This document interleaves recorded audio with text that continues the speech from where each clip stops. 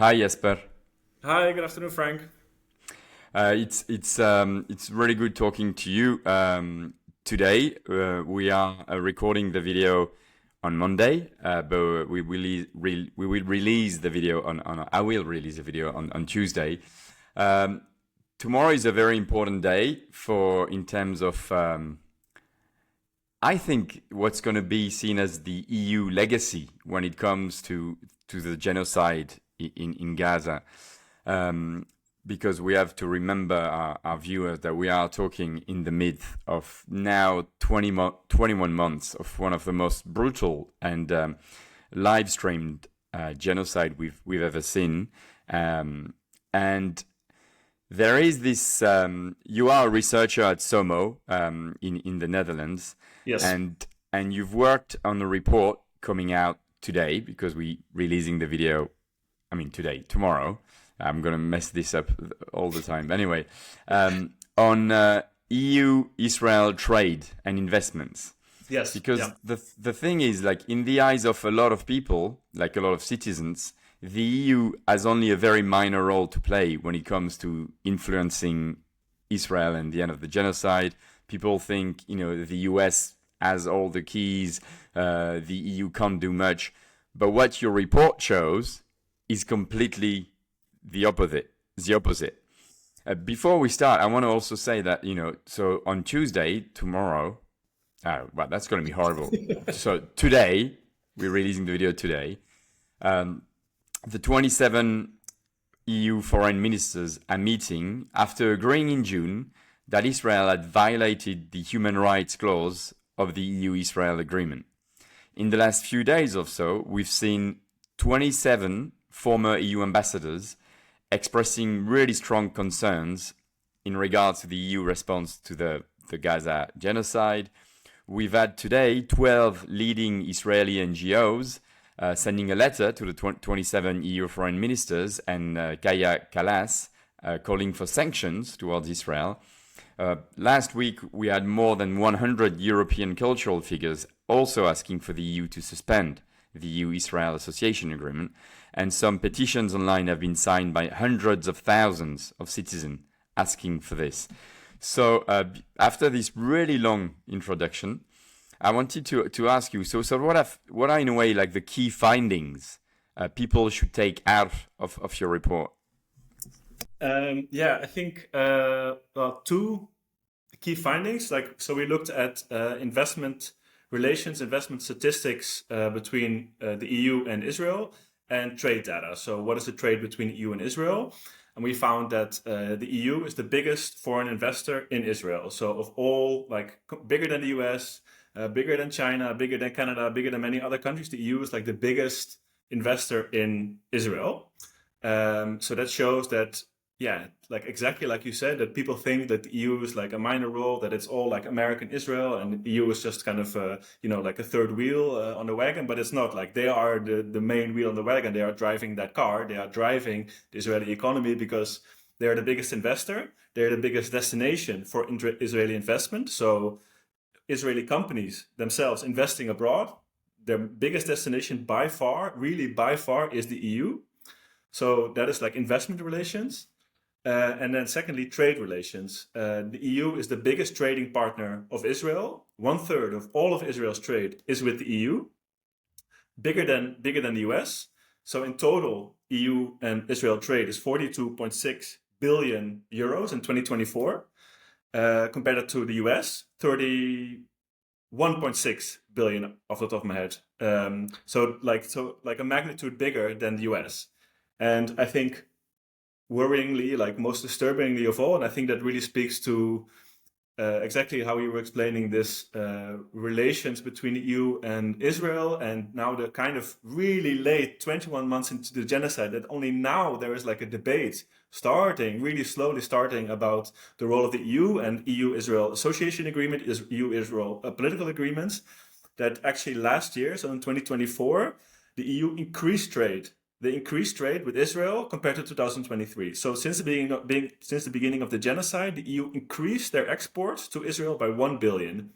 So I think that really is illustrative of like how tied the two economies are, and also like how hypocritical and how how do you say that the EU is not connecting any kind of political or economic consequences to what Israel is doing. So in a way, because it's really baffling when I've read the report, seeing that trade has gone up 1 billion compared to 2023 in 2024 is really, I mean, there's no words. Like, it's a slap in the face exactly. of the people of Palestine. It's a slap in the face of EU citizens that have been demonstrating every week in like countless of cities. But it also shows like the basic is that economic interest seem to trump human rights, right? Yeah, exactly. Like, and I think we work on this, and then of course, like the report from Albanese, the UN Special Rapporteur, like which really highlights the corporate complicity, the complicity of big corporations in the genocide, and how they're profiting from the genocide. Like how the Tel Aviv Stock Exchange increased by 251% since the beginning of the genocide. Like, just companies are making billions of this, and I think it's just appalling that the EU is facilitating this, is engaging in this. And I mean, I think it's also important to note like that, of course, companies, like we know that corporations, they have no morals. Like they are just gonna they're gonna sell to whoever is buying. I mean, we want to have corporate accountability, of course, but it is the fact that the EU is not doing anything to stop this trade, to stop these exports, that even like just like the notion of a suspension of the Israel-EU association agreement is like really like a big deal. Like this is like a big discussion point. I think that really shows like how economic interests are prevailing, and also like how like slow, like how long business as usual has been going on between EU and Israel, and how long this has been like kind of under the radar of like the general public and of the political debate. So I think it's really great that all these, like you're saying, all these ambassadors, human rights activists, cultural institutions are speaking out about this, and that there needs to be a consciousness of this, that the EU is really complicit in this, and that they have like the means to do something.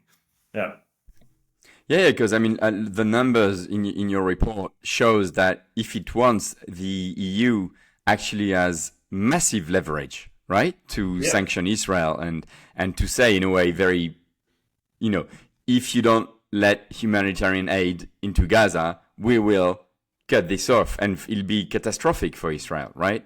Yeah, exactly. Like it's not as if I don't know, I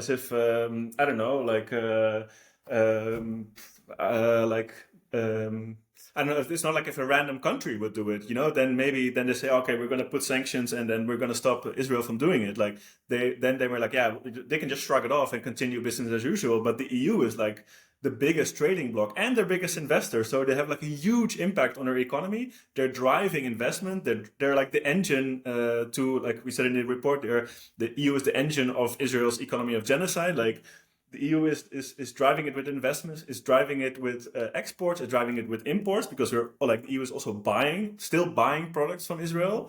This is just looking like really at the macro data, so at the big picture data.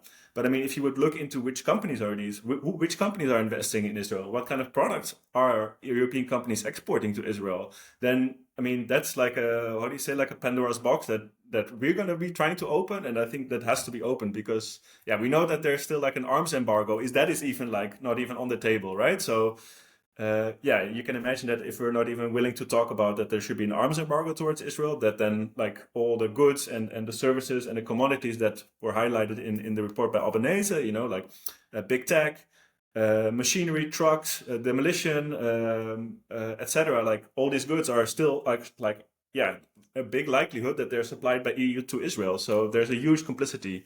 And coming up to like this meeting today between 27 EU foreign ministers, what would it take for the EU-Israel Association Agreement to actually be suspended? Yeah, I mean, there has to be a qualified majority, so there has to be like enough member states to come out and to say like we need to suspend like or parts of it or the whole thing. And I think it's also important to note that this EU association agreement, it's more than just a trade agreement. It's also a political agreement. So it has a political part and an economic part, a trade part. So it provides Israel with free trade benefits, but it also says that there's like kind of a friendship between the EU and Israel, and that of course was for years like very commonly accepted and like in the mainstream not really flagged as problematic. For instance, it says that the EU and Israel will have meetings behind closed doors, that the EU foreign ministers are meeting with the Israel foreign ministers, that there's like close political ties, close diplomatic ties. So that is something that they can tackle, and the trade part. So they can stop like cease providing free trade, like a free trade benefits to Israeli companies and to EU companies active in Israel. Like, I think that would be like really a big, like, and that's the thing, like, that would be like the beginning of what you would want to see, of course. Like, the fact that we have this EU-Israel association agreement is in itself already like bizarre if you consider like that this is not just in the past, 21 months, but of course for years this has been going on. So that needs to stop, and then we need to like go further, like full-on arms embargo, like cut all economic ties, like export restrictions on key goods, like dual-use goods. It's not just like arms, like goods that can be used in both military purposes and civilian purposes, like critical materials, like high-tech materials, like all the sanctions that were imposed by the EU against Russia, that the same sanctions should at least be imposed on Israel. And I mean, we should go way further because, anyway, let's not get into that. But there are many sanctions and many measures that the EU can take towards Israel to at least to exert pressure on the government to stop this and to cut like this engine, to cut that pipeline of money going from the EU to Israel, because it's just terrible. Yeah, I mean, you reminded people that the fact that this EU-Israel association agreement exists, I think it was signed nearly 20 years ago now, is already ridiculous, because I mean, Israel's occupation has been deemed illegal for a lot longer than 20 years, and Israel violations of human rights conventions and UN resolutions have been well known. So the fact even that there is this Article 2 saying like if there is a breach of human rights is laughable. But I wanted to ask you, because so this majority, there's 27 states, and so is it just like if 14 agree to kind of cut the agreement one way or another or to suspend it, would it go through? Is it that simple, or it's because I thought it was more like pretty much like unanimous. I think it has to be more than that. I think, now I'm also starting to doubt. I think for the association agreement, you need a qualified majority, but for like a weapons embargo and all these other measures, you need unanimity. So then any member state can veto it. But now I'm starting to doubt, but I'm quite sure that for the association agreement, you need a qualified majority. So more than just like 14 out of 27, but not, I don't think unanimity, no. And can I ask you, I mean, in a way, like so if the vote, I mean, if there's a vote tomorrow and if they don't agree and it looks very likely, I mean, it looks very unlikely that the, trade agreement, association agreement will be suspended, but can states on their own take individual measures, even if like the bloc doesn't? Is it possible for states to do that? Yeah, this is something that we're also looking into. It is quite difficult because then the EU like state aid, like you cannot favor or like unfavor countries as a member state, because then it has to be like for instance, you cannot have so there needs to be like like unanimous agreement or within the EU. But to be honest, I'm not super expert on this. So this is also something that we're looking into now to see like a bit more like exactly what is the leverage that also member states have, because it's quite tricky, because you get into like all this legal and also like who has jurisdiction and sovereignty over certain areas of law. So I would find it a bit difficult to say exactly to answer that question correctly. Yeah. And finally, I mean, your report obviously is going to be made public. It's today, and people are going to be able to access it. Is it also a way for you to inform like global citizens, European citizens, of what their states are doing? Yeah, exactly. So this is like the main goal of, I mean, a goal of course is ultimately that the EU does something about Israel, imposes sanctions. But I mean, to do that, you need more public outcry and also more public awareness about the importance that the EU plays.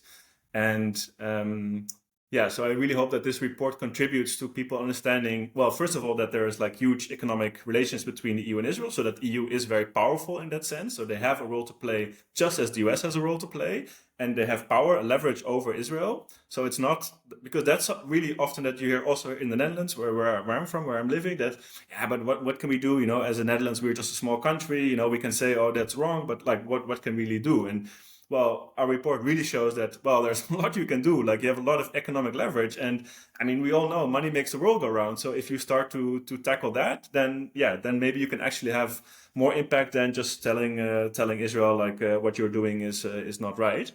So that is one thing. And then of course, also the second thing is that to make people aware and also to make it a problem, the economic interest that the EU has in Israel, and that the political line of the EU and of EU member states is also guided by these economic interests, by these corporate interests, and the profit and the value that they get from the like continuing business and trade relations with Israel as normal, because they don't want to like call that into question, because you know it's money for them. So yeah, we really also want to show like it's not like not even just political like unwillingness just for, you know, like because they favor Israel and they don't want to say anything bad about it, but it's also that there's a huge economic lobby and power behind this and interest behind this to keep this business as usual. So that's something that we really hope that this highlights, and to show that it's not just like American companies, it's not just like the US, it's also Europe, and yeah, we have a role to play, and we can actually play a role. So in that way, it also maybe it's also empowering to say like actually we can do something here in Europe to hit Israel. Yeah. Okay, Jasper, dank u wel. Thank you. Yeah, thank you for your insights into this report again, which is released today on the day where 27 EU foreign ministers are going to meet to discuss this EU-Israel agreement. Hopefully suspend it. But anyway, as you were saying, we keep trying. We keep building pressure and momentum, and hopefully, you know, one day it will materialize, I guess. So yeah, thank you, Jasper. Yeah, thank you. Thanks for inviting.